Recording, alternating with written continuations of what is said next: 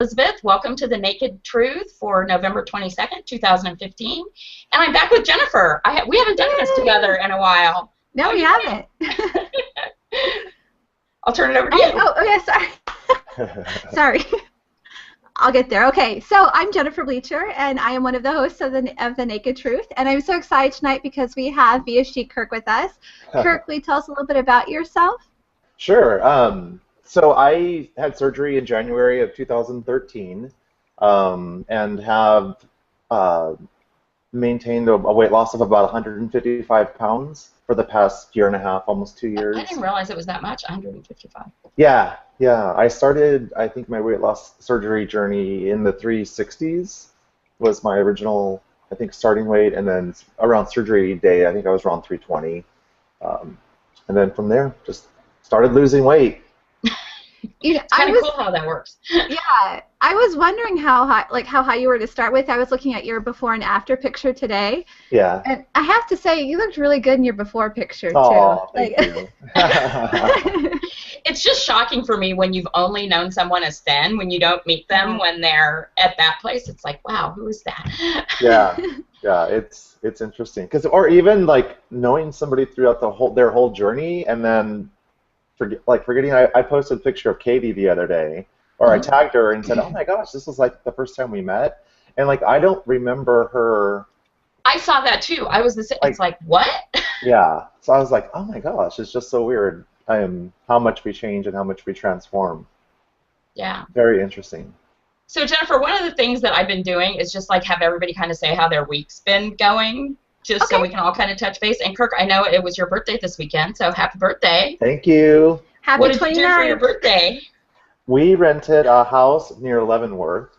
You're always renting houses. Yeah, which was over here in I think it's considered Eastern Washington. Well, maybe not, but it's about 2.5 hour drive from Seattle. Beautiful, beautiful house right on the river with 10 of my friends, and just we played games, we drank, we ate. We went and did some sightseeing yesterday in Leavenworth, a little bit of wine tasting. That was nice. Just overall, really just a great time. But that's what we did. Awesome. How about you, Jennifer? What's been going on with you? I actually had such an amazing weekend this weekend. It was Christmas for me, basically, because David took me Christmas shopping, and there were two things that I really wanted for Christmas, and he ended up just getting them yesterday and giving them to me early. So I got my wedding band that I've been talking about. Yeah, thank you. So I was excited about that, but also he got me this thing.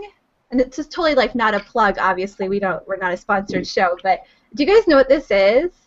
It's like a sound box thing, right?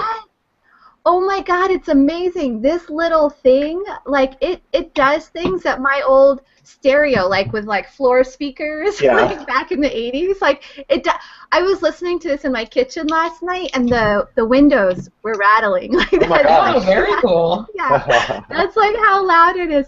And it was so I just love it so much because I'm a big music person and I love listening to music, but it's not the same on your phone or on even on the computer speakers. Yeah. It's just not the same as when I could fill my whole house with music and feel it in my belly, So tonight I was listening to this when I was getting ready, and the first song that came on was Queen, Under Pressure, and it sounded so good, from my high school years, so good that I started crying. It was it was a rush of emotions. I haven't heard this sound for decades. It was so good. So I'm euphoric right now. I'm on a high. Awesome. So just real quick, a couple people have been messaging me saying they can't comment. Jennifer's going to talk to you guys in a few minutes about how to comment. So yes, I will actually be teaching you how to do that in just a few seconds. Yeah, she actually figured it out, which is fabulous.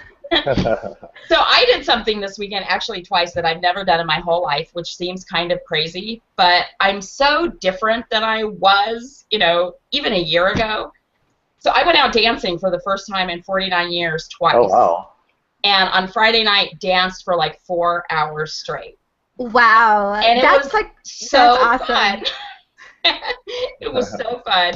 And then went to a concert last night and told my friend, it's oh, let's go someplace we can go dance. And so we went dancing again. So it was just really, really fun to just feel free to be able to do that, where I used to be just so self-conscious about everything. So that's my weekend. I absolutely love dancing. So, yeah, I do now, but I was always way too self-conscious to ever do that before. Well, it's probably a little more comfortable to dance now. Well, yeah, not like well, I actually was sweating, but nothing like before. Yeah.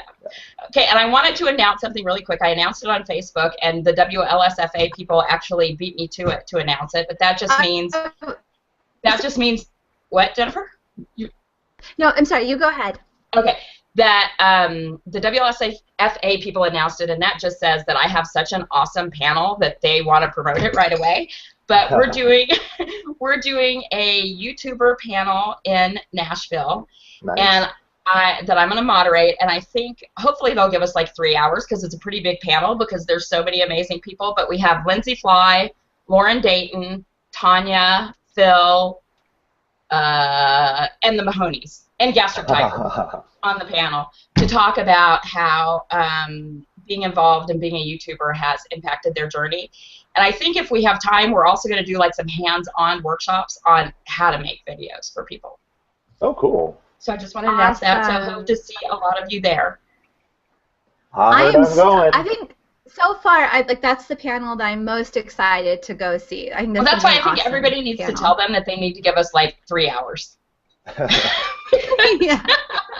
At least 2. Yeah, because I'd also like to have people show their most impactful parts of their videos or something. But anyway, go ahead. We're taking too much time not talking about Kirk. No, it's okay.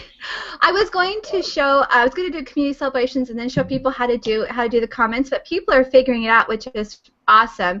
So these are the people who are already here, and they've already submitting comments. I have a question for you guys, though, Kirk and Elizabeth. Can you see the comments on the right-hand side of your screen? No. No. Okay, so I guess I'll tell you. Okay, so what do we need to do to see them? Okay, so I don't know what you need to do to see them. So if you go to the left of your screen, does something pop up like any buttons? Click the Q&A button. Got it. Yay! Oh, yay! Okay, so here's who we have. Yes, so here's who we have watching right now, and then I will teach everyone else who doesn't know how to do this how to get on with us. Mama Mia, VSG, James Haney throws me off. TK Sleever, Phil Olson, Sister Scaleback, RNY. They're all here. They're all commenting. Go ahead and keep commenting, guys. I'm going to teach the rest of the audience how to do this. First of all, I tried doing this on a cell phone today. It didn't work. It only would work for me from a laptop and a PC, so that's probably the only way you can do it. I'm going to share my screen with you right now. See.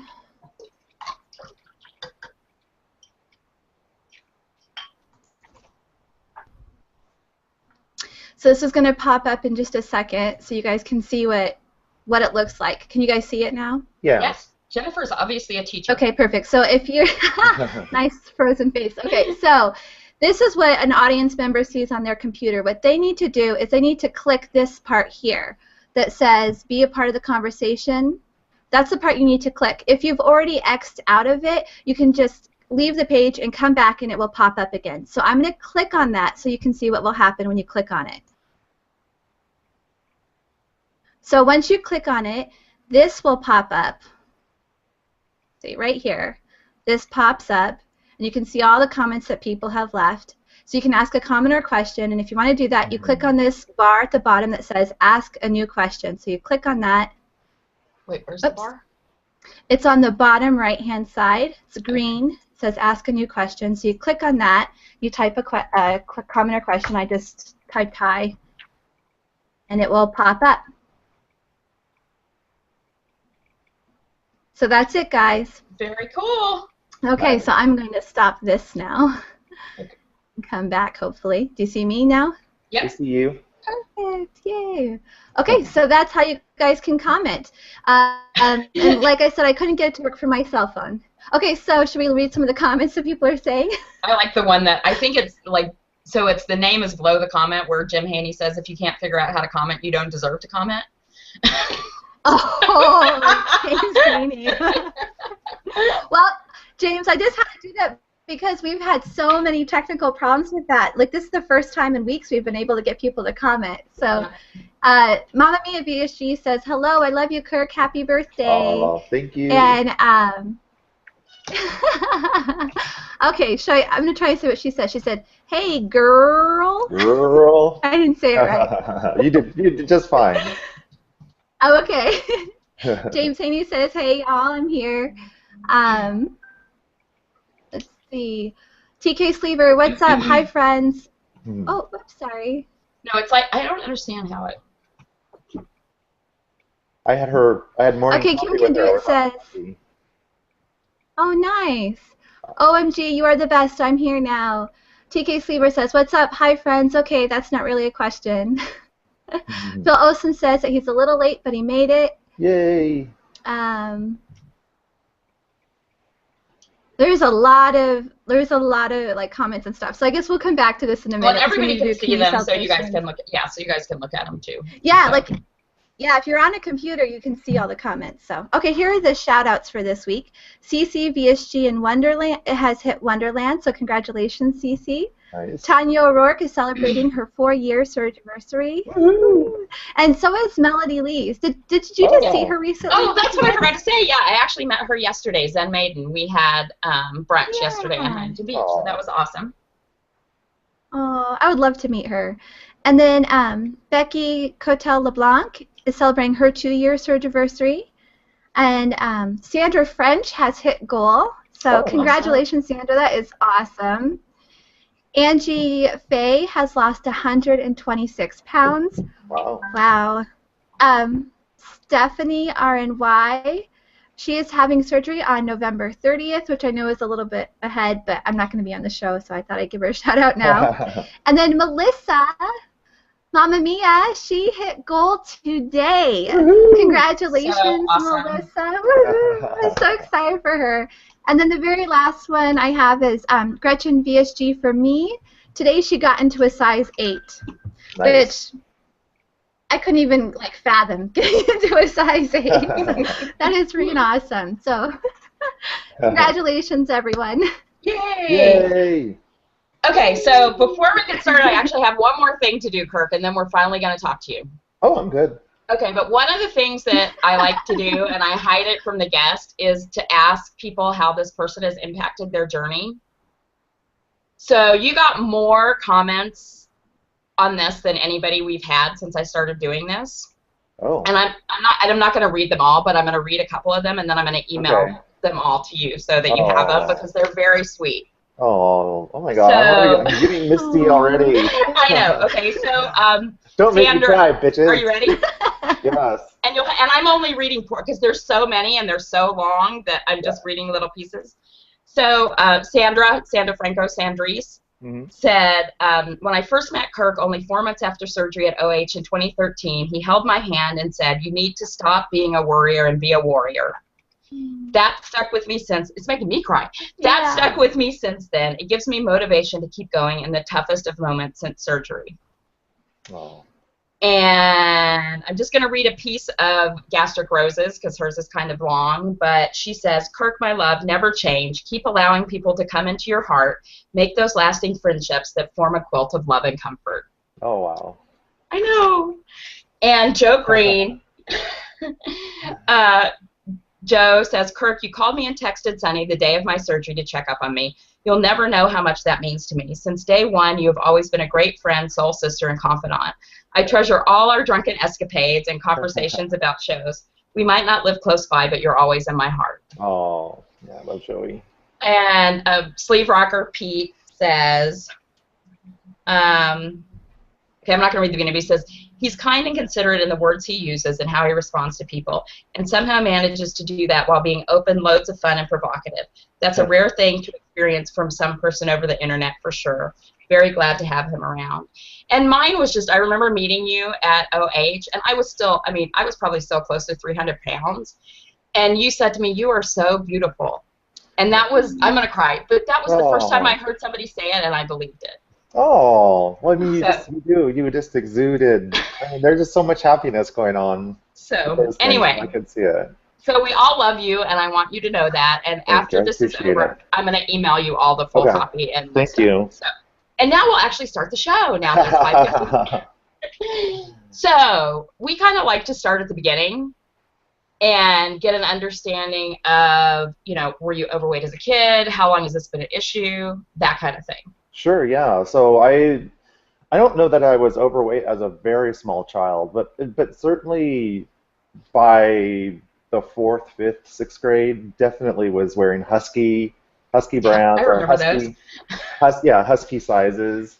So it was a long sort of struggle, and then I did this really weird, crazy thing in high school. I think it was my junior year of high school. Over the summer, I was like, I am not spending the last year of high school fat.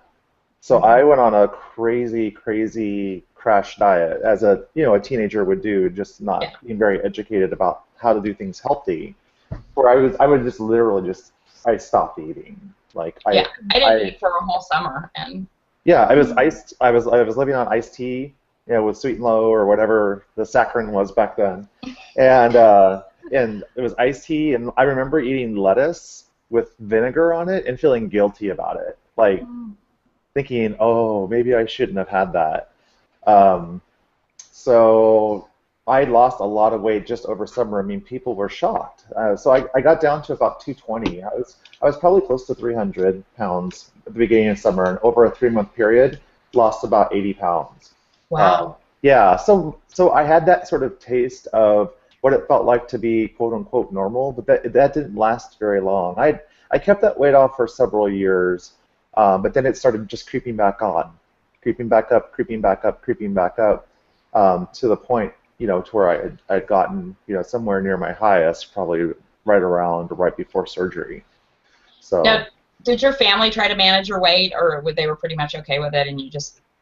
They were, it was a non-issue in my family because my mother was overweight. My dad had a very physical job, so he was stocky, and my brother had no weight problem at all. He was the skinny, athletic, could eat whatever he wanted, do whatever, anything. So it really wasn't an issue. It wasn't a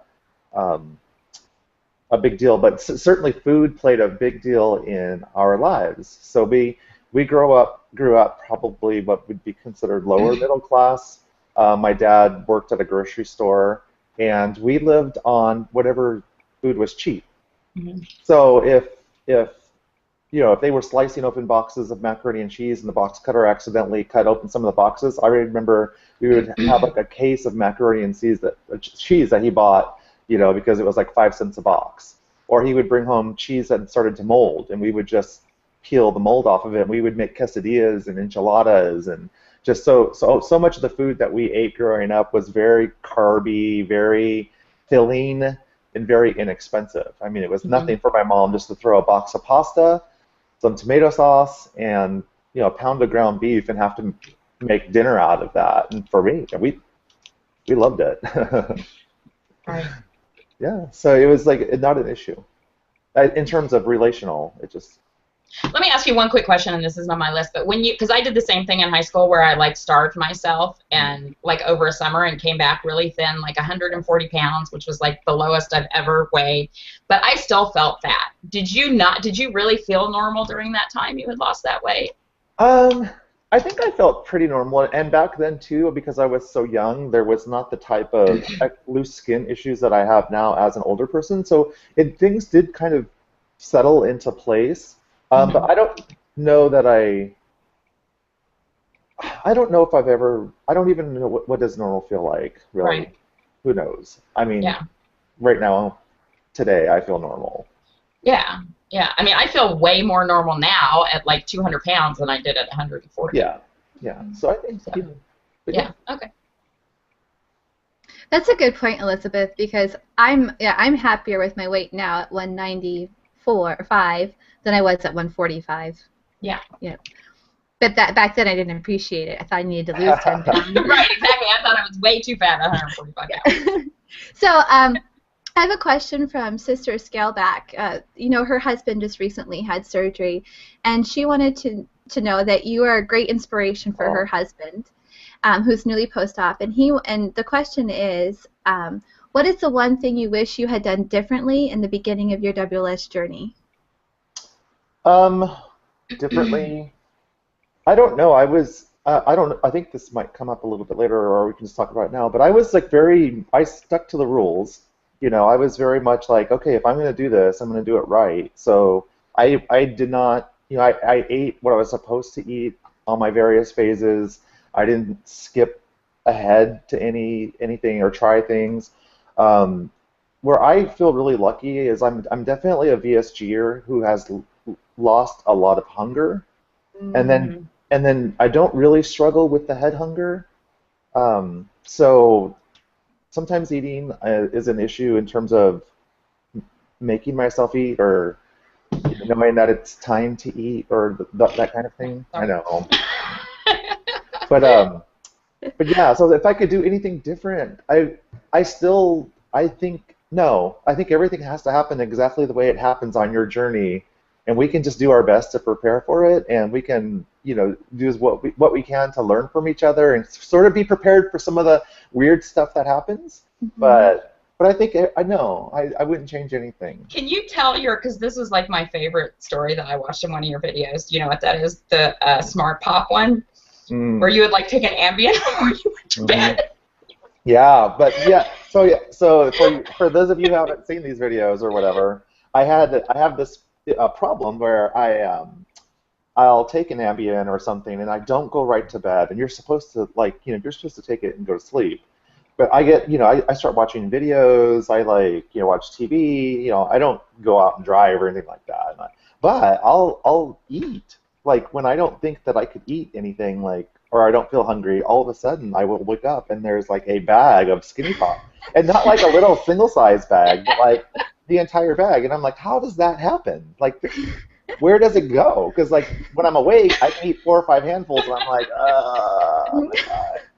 But the funny thing was, so I was doing everything so by the book back then, at least what I thought I was doing by the book. But I even remembered to put it on MyFitnessPal. So I was like, even though the whole bag, that was like hysterical. You put the whole bag in my.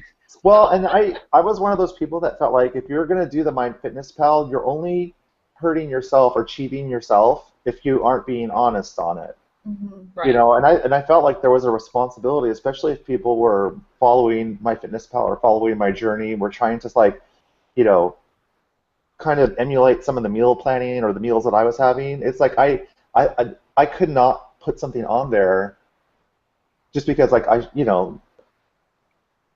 trying. I don't know how I'm trying to say what I'm trying to say, but I don't want people to think, oh, he's losing all this weight and he's only eating this, because you're only putting certain things on and some things not. Because I wanted it to be as accurate as possible, I guess is what I was saying.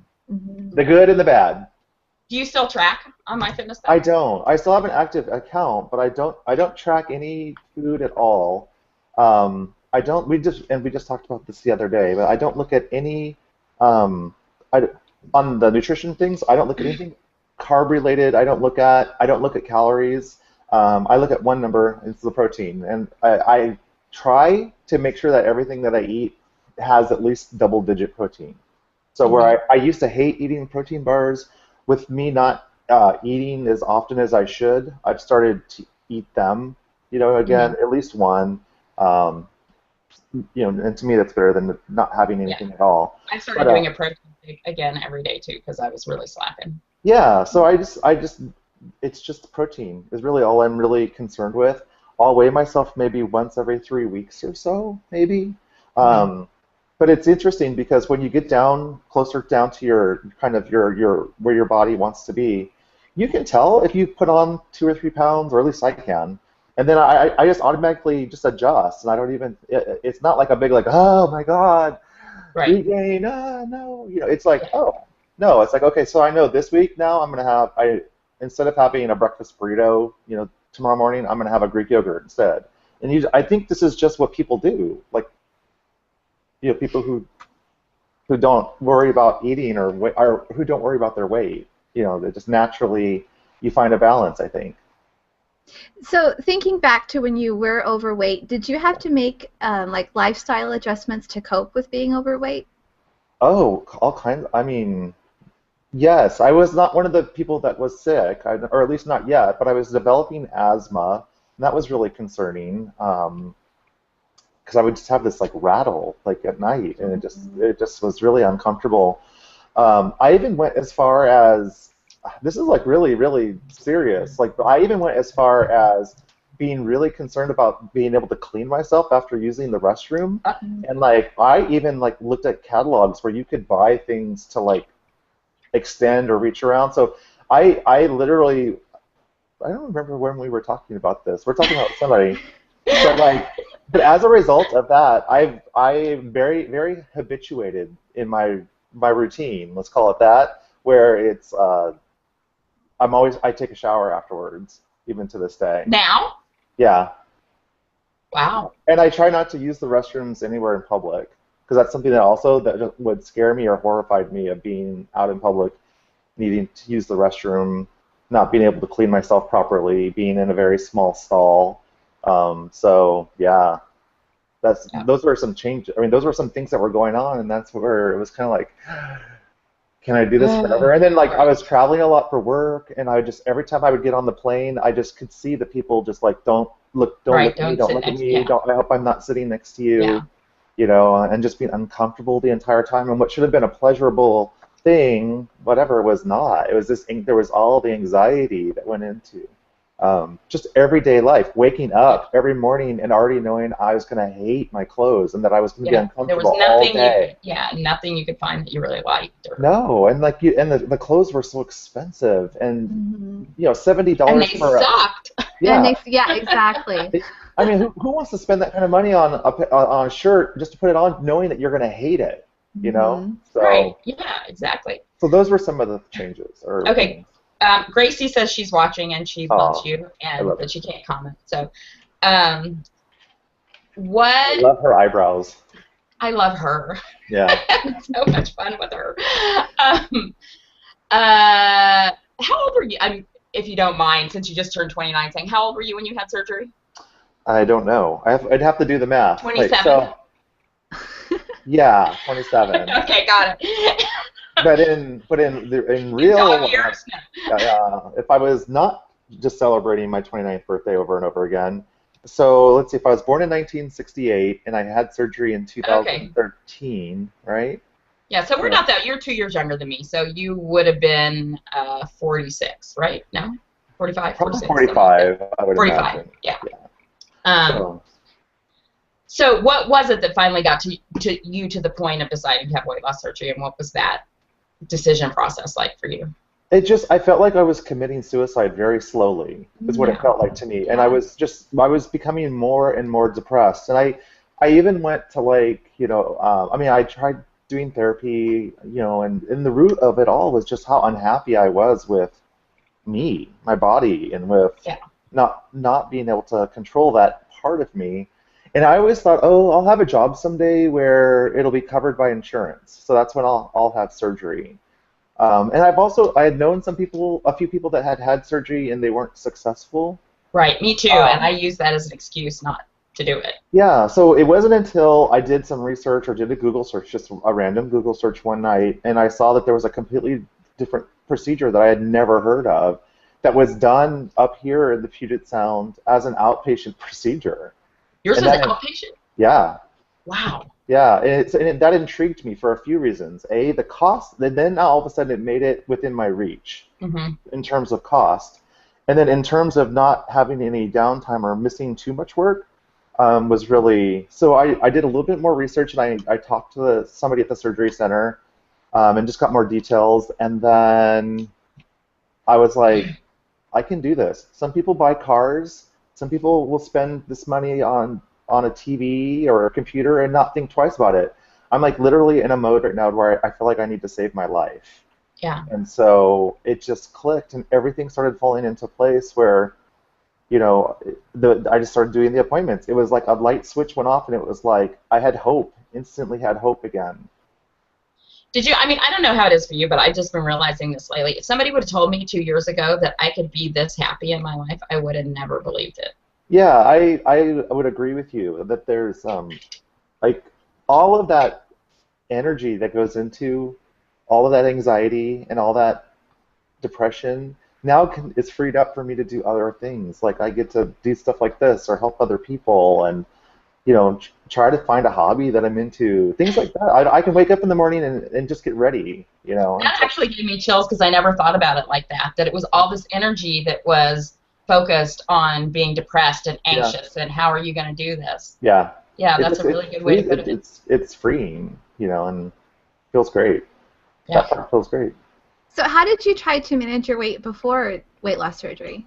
Every single diet in the world. I did Weight Watchers and had some relatively good success with that, but it was never long term. I could lose weight. I was a professional weight loser. Like it was nothing. Like if I said, okay, I'm going to go on this diet, I did it. Like if I was going to do Atkins, I was doing Atkins. I was even like, does this toothpaste have sugar in it? Or I want to make sure my ketones, that I'm throwing ketones. When I would do it, I would do it. The problem was, as soon as I'd have any kind of relative success, I would say, oh, well, it's okay for me to have this. Oh, it's okay for me to have that. And then I would just creep back into old habits that just I would end up putting the weight back on. So it was just every diet, Weight Watchers. I even tried the juicing thing. I watched the juicing documentary. Yes. I went that first day, spent $200 on vegetables and things. And I remember that grocery store trip the day I watched that video. Yeah, and then like, oh, this is what I have to look forward to. I became so cranky and so bitchy and so unhappy. I did for 3 days, and I can't do this. I can't do it. Yeah. So the juicer was sitting at work. I wonder how many of us did that. Watched, that juicing one. I already knew I wasn't going to do that, so I don't know why the hell I went to the store and bought all that shit. Yeah, I still have the juicer on my shelf. I'm never going to use that juicer again. Yeah, the documentary was convincing, right? Yeah, it was we're very consumers, convincing. and it seemed legitimate, and it probably is. For some people, it works. I mean, for some people, it's going to work. Have you seen the follow-up documentary to it? I think I have. I just don't recall. I was probably taking Ambien. It was and eating Smart Pop. Yeah. Interesting. So like the main guy in the documentary, like he's had like bouts of weight gain, and then he goes back on the juicing and it comes back off again. But the second guy that they featured on the first documentary, he gained like everything back plus some. Yeah, that sounds it's really sad. Yeah, it's kind of like the Biggest Loser. For me, it's anything that seems extreme. When I see people talking about the pouch test, that's the only, you know me, I'm like Switzerland. I am like so non-judgmental. And that's the only thing I've ever heard you like speak out about. Yeah, TJ is like, oh, you'll never have an opinion that will go against the grain. It's the only thing where I literally feel like if I don't say something, I'm contributing to the same behaviors that got all of us where we were to begin with. I'm sorry. I know that it works for some people and it helps them kind of reboot or get back on track or whatever. I think the secret to all of this, if it's even a secret, is just don't go off track to begin with, or don't make a track. Exactly. Nothing is bad if you do it in little limited. I was talking with VSG Christopher the other night, and it was like everything was so it was like everything was good or everything was bad. Everything was, and I'm like, don't think of it in those terms, because you're automatically that cycle of you ate something bad. Food is food. Yeah, nothing is bad. That's my perspective too. Nothing is bad. It's like it's not good. It's not bad. It's like it just is. It is, and you just, if you have something that you normally wouldn't have or you feel bad about, I said, and I've said this a million times, probably people have heard it, but I left all that guilt and shame and everything that had to do with negative feelings about myself and what I put in my mouth. I left that with my stomach in the biohazard bag in the surgery center. And if I continue to take that with me, then the surgery was not worth having if I'm just going to carry that with me. No, and that's heavier than fat. Yeah, absolutely. And that like pouch test discussion was like really early in my journey, where it's like, oh, the idea that I would ever have to do something like that was totally out of, of course now I can totally see why people would do that. But that gave me such a good perspective to watch that conversation and hear what you said about that, because it's like, yeah, I'm not going to do that. I mean, that's exactly what got me here. To me, if it smells like a diet and it looks like a diet, it's a diet. And it's messed up. And if you are going to go through the process of permanently altering your physiology, you're either ready to make this change or you're just not. And it's like you have to give up dieting the minute you decide to have weight loss surgery. Yeah. You know what, though? I have to say, like... Yeah, no, say... I mean, because you got to goal. Yeah. But, like, for those of us who don't get to goal, like me, like, I never got to goal, like, it's so tempting. It's so tempting to, like, go on a diet. For me, like, the thought I keep thinking is, I'm not going to have any carbs. I'm just going to do pure proteins. But then I think, I don't want to do that. I did that so many times pre-surgery, and I told myself I wouldn't live like that anymore. So I don't want to do that. But well, I think a lot of people put pressure on themselves to get to goal, quote unquote, in a mind or time frame that they think they should. And what this is like I said, it's about so individual, and the journey could be 9 months, it could be years. You know, it's kind of like when people have trouble getting pregnant, and they put all that time and focus, and they're so fixated on becoming pregnant, and then it's like that time when they're not thinking about it, or finding a relationship, right? When you're single, and it's like, it's like you're looking, and power dating, and you can't find Mr. or Miss Right, and then it's when you're not looking, that's when it happens. Yeah. I think your body does the same thing, and I think if you just do everything like you normally would, you're going to get there. It's not going to come off in 5-pound chunks, 10-pound chunks like it does initially. That's like probably the biggest thing that anybody who's in the beginning of their journey needs to really start thinking about now is what's going to motivate me when the scale stops. Yeah. When the scale stops moving, because that's a great feeling, right? That's a great feeling watching, 5 pounds this week, 3 pounds this week, and just that's motivating. It's like, all right, I'm gonna stick to this. This is great. This is exciting. I can't wait to see what it says next week. And it's like, what happens when the scale doesn't move anymore? When I remember being in my losing phase and talking to people about stalls and stalling and that kind of thing, and I didn't let it shake me, because to me, if I stressed about it, my body was gonna hang on to everything. So I didn't stress about stalls. I didn't stress if the scale didn't move. I just said, no, just keep doing what you're doing. You're doing the right thing. And then eventually it just... And when you're not, and I don't think this is a diet. Like, I know I'm probably taking in too many empty calories drinking right now. And I still have like 20, 30 pounds to go. And if I know that I need to like cut back on that if I'm going to get there, but that's not a diet. That's like a decision. You know what I mean? Yeah, it's a choice. It's a choice, exactly. Yeah. So because like we're already at 5:40, I'm going to skip ahead a little bit, Jennifer, to the stuff that I think people might be more interested in. Is that okay? Do that. And then there's some really great live questions that are coming in too. So why don't you ask a question and then I'll do a live question, okay? Okay. But first I have to read what Gracie sent me a text about because I thought it was really funny. So Kirk has a shirt of him and Tanya and John, which your shirt is very cute. Yeah. And she says, we need one of me planking on a bar with her holding bunny ears behind me when we were drunk in North Carolina, which we definitely do. But anyway, so let's talk about, and I am just getting to this point. I didn't think I was going to hit it, but I am. But let's talk about the mind fuck that is all of this. So you have been, and I so appreciate this, Kirk, you have been so open and authentic about, whenever you're struggling emotionally. Do you want to talk about that a little bit?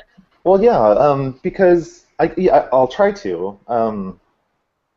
What it boils down to, or when people see those posts or when I talk about it, there is this part of your brain, or my brain still, that wants to reach out to food for comfort, not out of hunger.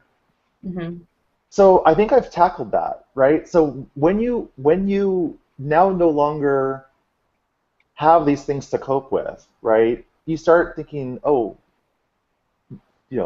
go out drinking. That's fun. Then that becomes kind of like I've had a rough day or whatever. Like, let's have some. And so I, very famously over the summer was like, maybe it's going to be a dry summer, because I really saw there was a pattern where I was still doing unhealthy things that just had nothing to do with food. Now it was I was filling it with other things. And so what I'm really, really working on, like what I work on consciously on a daily basis, is really, really thinking about what makes me want to do something. Like I really kind of press pause. It's kind of a big thing that goes over in my head when I find myself wanting to either shop too much, drink too much, this too much, that too much. The transfer addiction struggle to me is scarier than it's real, man. Yeah. Yeah. So I'm also one of those people that tends to be very strong for other people, and I really felt like that was my role as the fat guy. It's like I had to get people to like me in my mind. I had to get people to like me because of the things that I did for them. And that justified why they liked me. Same thing with my relationship. It's like, I was a very, very overweight guy. Eric was this not overweight, hot person. Yeah. But, it's like in my mind it was like, but because I provide things, and that makes sense then to me. So I was a giver and giver and giver. And I think I got to the point though where in the weight loss surgery journey, when I really started working on myself, it was like light bulbs started going on that it's like, no, I deserved this. It has nothing to do. My friends, they care about me because they care about me, not because of what I do. Eric loves me not because of the way I look or what I provide in terms of our existence.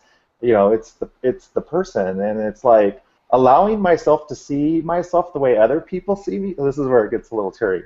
Is the part that is the struggle, because I believe I deserve to feel about myself the way others feel about me, and believe it. That is so awesome, and I think being part of this community is really. I was saying to Jen RNY from Boston. We were chatting today, and we were saying the same thing. It's like, I deserve that. You deserve that. You deserve to be loved, and you deserve to have people cherish you. But part of it for me was getting the reflection from people in the weight loss surgery community who I could be myself with. Yeah. I mean, that's why these events are so important, and these little mini official and unofficial gatherings are so important, because it's the one-on-one FaceTime where you get these like little tidbits or these experiences that stay with you when you're not together, and you have people that you don't have to explain anything to. You don't have to explain why you're ordering a small meal. You don't have to explain anything. You don't have to worry about your loose skin, and you can just be yourself and just have a good time and really open up to each other and really get to know everybody on a more profound, deep level. I mean, I'm still very conscientious. I want to share as much as I can via YouTube and everything, but I'm still very careful about what I say, only because I don't want. I want to make sure I'm really thinking about what I'm saying, because I know that there are people who look to us, people who are further out or whatever, as examples, or as people who people want to emulate or be successful, quote unquote. Right. The thing is the journey, and the journey really is just life, and it is life. Yeah. When we talk about goals and starting or stopping, I don't feel like it's ever stopped for me ever. Like it just keeps going. And what I talk about when I do sometimes the new patient seminars, this so much is not about what you lose, this entire journey. It's everything that you gain. I know. And probably before I did this, I would have thought that was stupid. Yeah, like whatever. But it gives me chills when you say it, because it is so true. And it's like, for me, it's losing the weight was like a third of this. Yeah. And it's all this other stuff. Well, and part of, and what I really like too, I mean, it's just, I mean, I'm happy that you remember, us talking or meeting for the first time, but just seeing people in their element, they're just beaming and exuding like confidence coming out for the first time, and You did look beautiful. You look beautiful. But see, that's so funny because I do. I mean, the difference. I mean, I was still. I mean, Patty says this all. I was still like. The difference between that me and this me is huge. Yeah. But you saw that starting to come out, and I was able to hear it, which was really important to me. I really try to find that in everybody. Yeah. You know, I really try to find that one thing about everybody that needs something that they need to hear. I don't know. I don't know how else to describe it. But I have this thing of just when I'm talking to people sometimes, I don't even know where it's coming from. That's like Gastric Rose, you and her. Yeah. Who is watching, by the way? She can't comment on here, but she sent me a message to let us know that she's watching. Yay, welcome. But yeah, it's just, I just feel so lucky and so fortunate to have been surrounded by so many great people and have had the means to have the surgery done. I really feel like I do need to support groups like WLSFA who do surgery grants for folks because it is about saving lives. This is life. For me, like I said, it was a life or death decision. I felt like I was committing suicide in the slowest, most painful way. So the next live question comes from Scotty RNY, and he says, Kirk, do you feel that people looked at you differently being a guy and having the surgery? Commonly, women and not men, at least that's what I have experienced. Yeah, I think that for the most part, men don't talk about it as much, or at least they didn't back, when I was getting some. I don't think I knew any guys that had weight loss surgery. And even going back and looking at the patient seminars that I've participated in, very rarely will guys reach out in a public way to talk about their weight. Because, let's be honest, men can be overweight in society and not have to put up with as much crap as women do. I honestly believe that. So it's a little bit easier for us in that aspect. And, it doesn't make the journey any easier. But I think I think it was important that guys started making videos and guys started talking about these things and knowing that it's okay to talk about you caring about your health and the way and it's okay to even care about the way you look. This is not a sign of weakness, the fact that you can't get out of the unhealthy eating patterns or whatever. It's a sign of strength, I think. It's, I'm one of those people. It's like, when people reach out for help, to me, that is the strongest thing you can possibly do. When I talk about, I have no shame saying I go to therapy weekly. It's not because I have major issues anymore, but I just think it's we have to reach out and help each other. We have to reach out sometimes and speak to somebody who's not invested in, all of the backstory. Well, yeah, right, exactly. And they don't have anything to gain or whatever. It's just... and they can hear things from a different perspective that you may not even considered. So that's part of this interesting. But yeah. So yeah, as far as from a guy's standpoint, I don't know if people treated me differently. If that was the original question about being treated differently, or yeah, because you're a guy who had surgery. I don't think so. Well, I have never had any of those post-surgery horror stories of people being unsupportive or trying to sabotage. I got nothing but support. My workplace, everyone knew what I was doing. I worked, in a fairly small office, but I got nothing but support from everybody. Like there was, never any comments made. Yeah. There was never the easy way out thing. Yeah, I've never heard that. That's awesome. That's awesome. But my heart breaks for these people who live with people who are just, the world is mean enough. There's enough meanies out there in the streets and in the internet land that I just can't imagine what it's like if you're living with someone and the person who's supposed to be the one who supports you the most is the one trying to sabotage you for whatever reason, their own insecurities or whatever.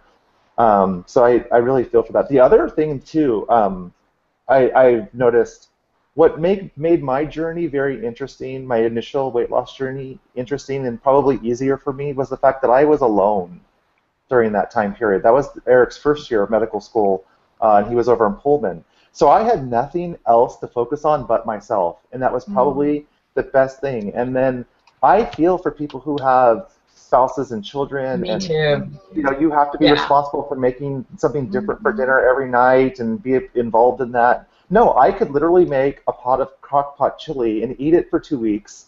That's exactly what I do, because I don't have anybody else to worry about. It's like no. you just...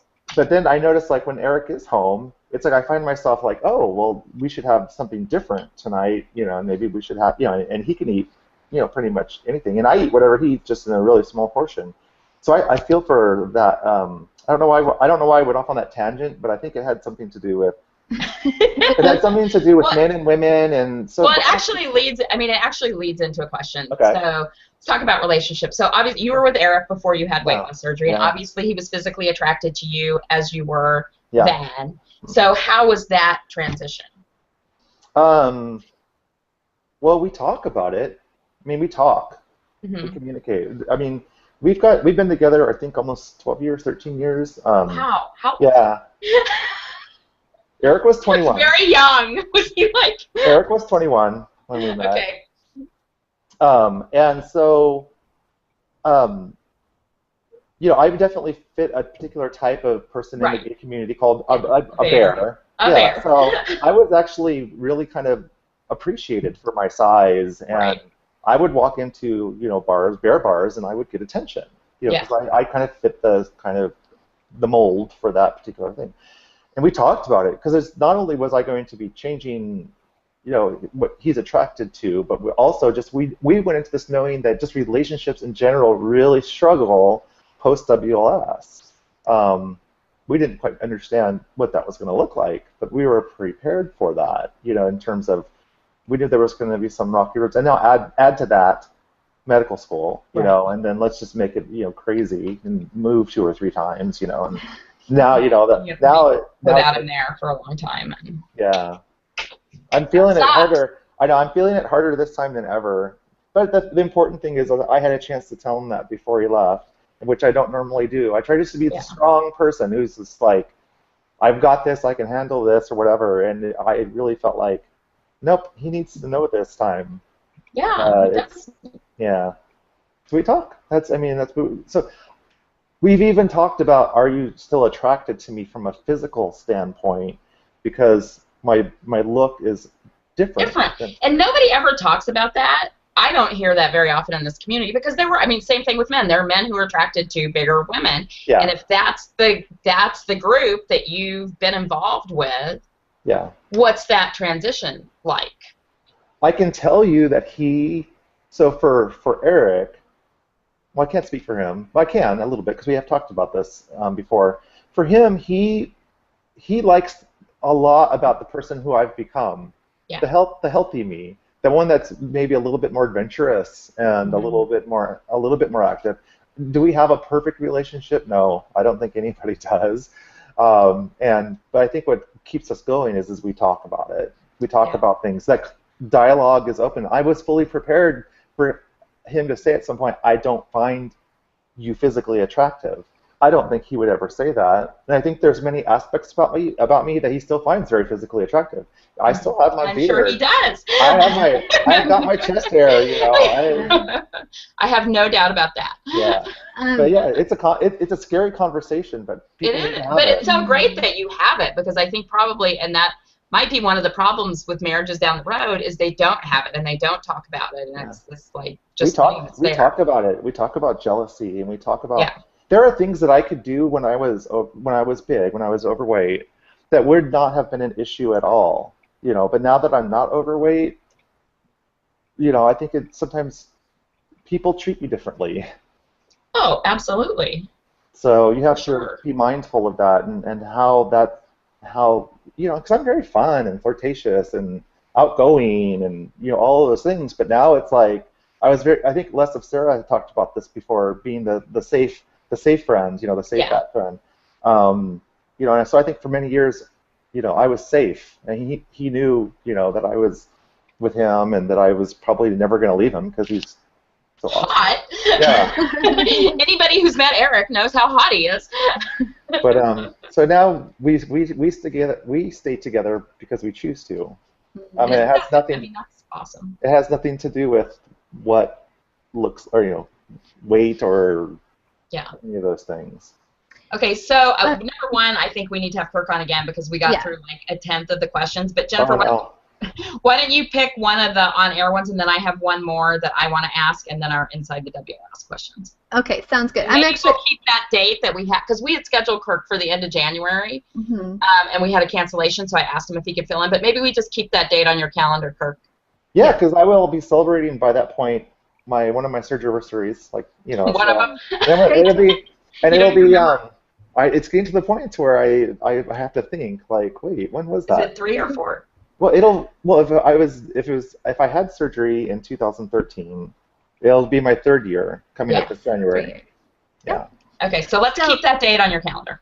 Yeah. I'm going to share a statement, and then I will ask a question. This is from James Haney. The most important thing I did as a man is actually admitting I needed help. Yeah. We are not usually good at doing that. I agree with Kirk. Seeking help for your most dire need is a true strength. Ignoring and denial is cowardly. We do it out of fear. So I thought that was really important to share, because I believe after this hangout, all of these are going to disappear. I believe that's what's going to happen. Oh, what? Yeah, I'm pretty sure. So here's a question from TK Sleever. Okay. So Kirk, do you have any tricks for becoming habituated in your routine? Prunes, supplements, any sort of something else? Help me out here, man. And EXO. Yeah. Oh, she looks great. I FaceTimed with her. She does. Amazing. She posted a picture today. She looked great. Yeah, I have a routine, but it's not because it's something that I do because it's like, oh, this is my routine. It's just that maybe it is. I don't know. But for probably at least the good first year and a half, almost 2 years, I pretty much ate the same thing every day for breakfast. So Greek yogurt with a little bit of protein granola every day. Like that was my breakfast, because I was the type that used to skip breakfast when I was overweight. And then for lunch, it was always the same thing. It was some kind of soup or stew or just something that was not, that had a lot of meat or beans or, and vegetables. I just really started craving fresh foods or fresh things. Mm-hmm. So, and then dinner usually is more of the same, really. I would just make things in the crock pot, throw them in the freezer, and it was like a mystery meal, and just kind of. But I also learned there were things that I really liked that that were still good for me, but like are things that you may not eat when you're first in the weight loss stage. But I love like frozen chicken nuggets. I can eat like 4, and I was fine with that. But I didn't have to make fries or anything to go along with that kind of thing. So yeah, having that kind of habit of the routine of when I can have one. So like, if you know what your week is going to look like, do a little bit of planning, or like if I know if I'm going to have like a big celebratory meal or birthday weekend or whatever, I might be leading up to that make sure that I'm eating really clean, really healthy, really fresh, whatever. So that way, if I do decide I want to have a piece of pizza, it's not like, oh my God, I had a piece of pizza, the world's coming to an end, kind of thing. So food doesn't have that control over me anymore, which is a good thing. And I really like that idea. There is no bad food. Yeah, and I'm like lucky too because I don't really fear a regain. I know people struggle with that in the maintenance phase, and I love hearing people's thoughts about it. But that's the one thing still that hasn't entered my mind yet is having that fear of regain. And I can go up and down, 5 or 6 pounds, and it doesn't freak me out. My thought is you create what you fear, so good thing you're not. Well, I just think I think if you fear it, your body all of a sudden now holds it. Yeah. Here's the thing: if we believe that we can worry ourselves sick, right? We know what stress can do to your body physically. Yeah. Just let it go. It's going to hold on. And I'm also a firm believer if we can will ourselves sick, we can will ourselves better as well. And so that's my mindful sort of practice every day is trying to keep a space where I am making good decisions for myself, that I'm happy as I can be every day, that I can be healthy as I can be. Far from perfect. You guys know, I can't plank. I haven't been to the gym. I went to the gym maybe, 3 weeks out of my entire journey. It's one of the things. And you still lost all your weight. Well, because I'm active. I'm still active. I just don't, I just don't lift things while standing in one place. You don't want to lift things. tell me to walk 3 or 4 miles, you know, or whatever. It's no big deal. If like, Yeah. you know, I'll totally do that. Yeah. Okay. Yeah. Okay, so my question that I had is usually we ask people what are their tips for newbies, but I said it in messages and comments, but I so respect what you and Phil and Tanya do with 50 Shades of Maintenance because there's just not, I mean, you have all these videos when you're new and you can watch and see what everybody's going on, and then there's nothing because people, you know, I'm experiencing life, which is great. Go experience life, but you know, it's nice to have. We're all experiencing life. Right, exactly. You can still make a video. Yeah. But I so appreciate it because it's that perspective that's really helpful to me and so many others when you get further along in the journey. So instead of saying what would your tips be for newbies, what are your tips for people who have hit goal or are trying to maintain? Or is there anything specific you would say around that? And you've said a lot of things that relate to that. But yeah, I would say that what the best thing you can do is not treat it like a beginning and a start or an end, a starting and an end. That this is like the entire weight loss surgery thing has changed you forever. It's always going to be different. And so it's going to be varying degrees of being different. So I would say as a maintenance person, it's not that much different. Surround yourself with supportive people that love you and will have those hard conversations with you if you are not being truthful with yourself. You know, that's probably the best success strategy here is the support of my friends and the constant being able to reach out to people who will listen, you know, or who allow me to listen, because I learn so much just from other people as well. Just helping them think out loud it's an honor to be part of that process, you know, and just surround yourself with people who love you and that are supportive of you being healthy. Yeah, you know, I've loved like every show we've done since I've been doing this, which has been a couple months, but I love this one the best because I think some of the things that you've talked about are really different than what we usually talk about, and they're more about the internal piece and how you look at it, which is so important. Yeah, I think about it all the time, and sometimes I get a little bit of flack for not making more videos, but I really want to make sure that what I'm saying is stuff that I've worked out myself. So that way I think there's something to be said where people can watch the raw process and still learn something. But I feel like I'm just a little weird in the fact that I feel a lot of responsibility with all of this love and support that I get from the entire community, that when I'm giving back, I want to make sure it's the shit that I've worked out. Or at least I think I might have something that somebody would benefit from. And it's the private conversations where I go deep, you know, where it's raw and it's, I mean, I don't know how much raw or deep are we talking about cleaning yourself after going poop, but, you know, that's real, right? Real. Before I ask the final question, I just want to say the same thing. I was just sitting here thinking, like, just sitting here listening to Kirk talk, like, makes my heart feel good. Like, I just feel so good and warm after this conversation. Like, Kirk, you are just such a beautiful and amazing human being. And the stuff you said is what it's really about. It's not about 80 grams of protein and no carbs. I mean, it is, but it's about the stuff that you talked about tonight. Yeah, and then it's okay to be bad. And I'm not always so. I mean, I'm anybody who's out there beating themselves up for not being quote unquote perfect. Stop. Just stop. Love yourself the way we love you. See yourself the way. Yes. And it's. Okay, so we're going to ask you some fun questions before we go. I love fun questions. Yeah, me too. What is your favorite word? Love. Oh, that's my favorite word. Yeah. That's the tattoo I was going to get. I have several, I think, favorite words, but that's the one that comes first to my mind is if I have a favorite word, because it can mean so many different things. What is your least favorite word? Goodbye. Aww. Yeah, I can't do it. Did you guys see, like, on Facebook? When I was at the house in Oregon, I had just said goodbye to Eric, and like I could not wake up that morning and face all of my friends in Oregon. I woke up before everybody else did, packed up my bags, and just left. But I mean, it's the weirdest thing. But in that moment, the old me would have stayed and whatever. The new me was like, protect yourself. it wasn't like I needed something to be protected from, but I just knew that it was going to be too much for me that day to have to say goodbye. So, and I know I'm going to see all these bitches again, but it's still, it was too much in one day, the drama of it all. What turns you on creatively, spiritually, or emotionally?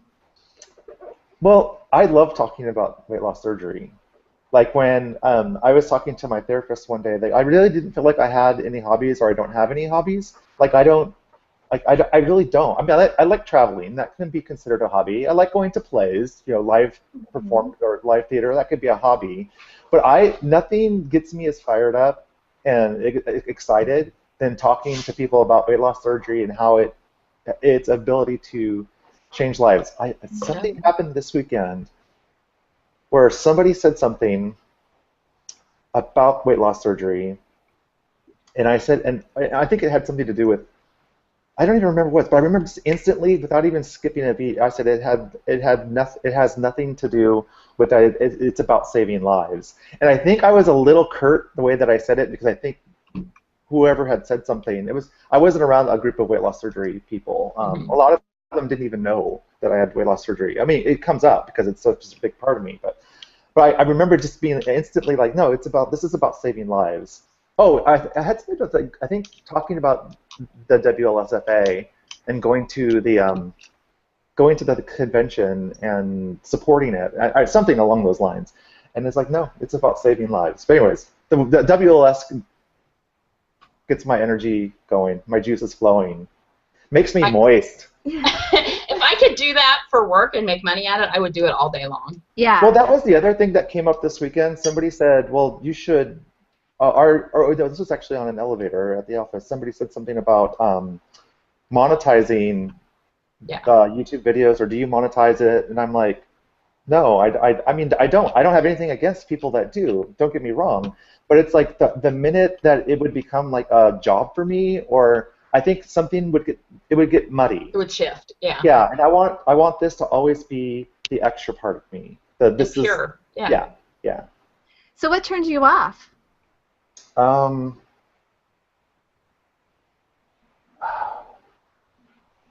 Bigotry. Oh, yeah. In every form, whether it's fat shaming, whether it's racial, whether it's based on somebody's sexual orientation. Bigotry really turns me off. That's another thing where I just can't sit there and not say something. What is your favorite curse word? Fuck. That's the most popular one. And if it's a really, really bad one, it's like mother. Yeah. What sound or noise do you love? Water. I love the sound of water flowing. So the house that we were at this weekend had a river by it. When we were someplace recently that you could, the Oregon, we could hear the ocean. I grew up in Southern California, so for me, the ocean has a lot of spiritual meaning to me in terms of being able to, whenever having a bad day or whatever, just being able to sit where there was fresh air blowing on me and just being able to kind of get that all out, and just look at that water and know like you're just this little tiny part of the big thing. So the problem that feels so big, I can do the same thing looking at the stars. We can get a whole another conversation about that, but technically I've died twice, so I have a very different perspective on. I don't have this fear of death, and I enjoy everything. I feel like I'm really open to not just things of this particular plane, but also just other things. I think that was a big part of actually coming back from a really bad working with PTSD or living with PTSD. And it wasn't until this is a whole other subject, but yeah, we'll cover that in January. I want to get into that. Yeah. So what sound or noise do you hate? When people bite their forks and scrape. Ooh, yeah. I can't. That's the sound I hate. What profession other than your own would you like to attempt? I don't know, but I keep telling everyone that someday I do want to work in the weight loss surgery realm. not from like a sales aspect or from like a product aspect, but I think I would just really love being a part of an actual surgical center's team in terms of not being in there chopping people up. But when I worked in outpatient mental health back in Big Bear, I was case managing, and I found that to be a very fulfilling career for me, or a very fulfilling. I felt like I was being my most authentic self by sort of making things easier for people so that they would not have to go through the same things I went through. Yeah. You know, and come out scathed. And I treat my weight loss surgery journey very similarly. And I just I love being around people that are excited. Yeah. I love being around people who are experiencing hope for the first time. Yeah. You know, and I love being there for the celebrations, and I love being there for the hard times too. What profession would you not like to do? I don't think I could be a doctor. I see how hard it's a lot it of is. Pressure, man. My dad's a doctor. It's a lot of pressure. That's just a job that, like, I tell Eric every day, if everyone could do it, they would. Not everyone can do this. Exactly. So hats off, like, to the people who do it. But it would be too much for me. I feel that part I wouldn't do well with all the death and the hard news and that kind of thing. And finally, the last one. If heaven exists, what would you like to hear God say when you arrive at the pearly gates? Well, I'm pretty sure that it does. And I'm hoping those pearly gates are the entrance of a compound. Because to me, heaven is living with all of my weight loss surgery peeps, all of us together on a big farm or ranch somewhere. That's the Mahoney's house. That's not Yes. heaven. Yeah. Hashtag compound living. So yeah. Awesome. Yeah. Well, thank you so much for taking time to do this on your birthday weekend. Oh no, it was my pleasure. And I just weekend, really. What's that? It was a nice way for me to wrap up the weekend after all of the debauchery. I'm joking. It was a good group. I bet. Yeah. So we're going to have you back in January because we covered like 1/10 of what we had to ask, and there's like 9 million different comments on the side. But I just want to say thank you to you, and I really enjoyed. Oh, thank you for even thinking about me or asking me. Absolutely. It's a real pleasure, and I want to say that I really appreciate what you guys are doing for folks and keeping this going, and the way you approach this from such an organized standpoint that people can count on you being here or the show being here for just that one thing that gets somebody through the week, you know, Aww. or something to look forward to. So good job. Thank you. What you're doing is important, very important as well. It's my favorite thing to do, just like you were talking. I mean, this is the highlight of my week. So. Yeah. And I want to promote the shows that are coming up. So next week, we're having Jen Larson. Okay, Jen Larson isn't part of the weight loss surgery community. She's an author. She wrote a memoir about her, I can never say it right, duodenal switch. Okay. Which we read in the book group. And she also has a new book out called Future Perfect, which is a novel. She's an incredible writer. Nice. And she's going to be, both Lindsay and I love her. And so we became friends with her on Facebook and asked her to be on the show. And she is. And when she said she watched the show, I like totally fangirled out. So we're really excited to have her here. And I'll post on Facebook her books in case you want to check them out before she's going to be here next week. And Lindsay's going to co-host with me. And then on the 6th, guess who we have? The Waffles. Oh, nice. So, that is the night that the internet is going to break. It's going to break. So super excited about that. And Scott Gastric Tiger is going to be my co-host for that show. He's great. Yeah. And don't forget to like, share, and subscribe. Thanks for stopping by, everyone. Good night. All right. See you guys next week.